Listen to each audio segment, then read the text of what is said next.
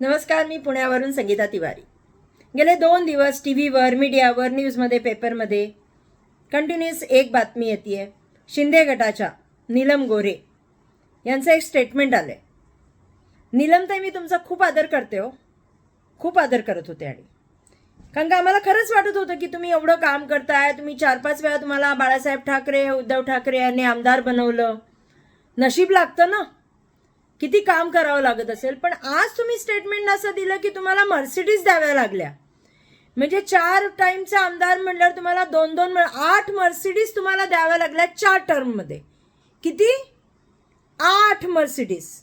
8 Mercedes एवढे पैसे तुमच्याकडनं कुठं आले ताई? तुम्ही काय केलं का एवढ्या 8 मर्सिडीज आणण्यासाठी? आणि त्याच्यामुळे तुम्ही आमदार झालात. मी एक सामाजिक कार्यकर्ता आहे. मी सामाजिक कार्यकर्ता म्हणून बोलते. कोणत्याही पक्षाच्या बाजूने मी बोलत नाही. बाळासाहेब ठाकरेंना मानणारी मी आहे.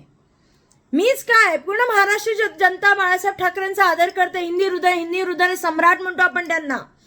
आणि त्या ठाकरेंच्या सेनेनी तुम्हाला भरभरून दिलं. पण मला एखादं विचारावंसं वाटतं ताई, एवढे वाईट आरोप. एक लक्षात ठेवा, माईक जो आहे ना, तो तुम्हाला एक्सप्लोर पण करतो बोलताना आणि एक्सपोज पण करतो. तुम्ही आज एक्सपोज झाले ताई, की तुम्ही कामानी नाही तर पैसे देऊन. खरं काय खोटं काय त्याचे धागेदोरे देव जाणे नीलम गोरे. पण एक लक्षात येतंय की कुठं तरी पाणी मुरतंय. का बदनाम करताय शिवसेनेला, ठाकरेंच्या? का बदनाम करताय उद्धवजींना? का बदनाम करताय बाळासाहेब ठाकरेंना? नीलमताई, तुमच्यावर किती विश्वास होता त्या घराण्याचा. आणि त्या शिवसेनेसाठी तुम्ही काय केलं ताई? तुमचं घर पुण्यामध्ये आहे. किती संघटना बांधल्या गेली, किती नगरसेवक तुम्ही निवडून आणले, किंवा कोणतं महिला संघटन बांधलं, किंवा कोणत्या महिला मेळावे घेतले, महिलांसाठी कोणती कामं केली ताई? तरी तुम्ही आमदार. 1 टाइम, 2 टाइम, 3 टाइम, 4 वेळा आमदार झालात ताई.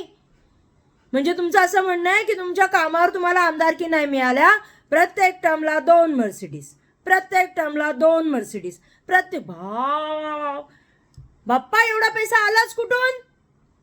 ताई सांगा ना, एवढा पैसा आला कुठून? मी एक सामान्य पुणेकर जनता म्हणून विचारते.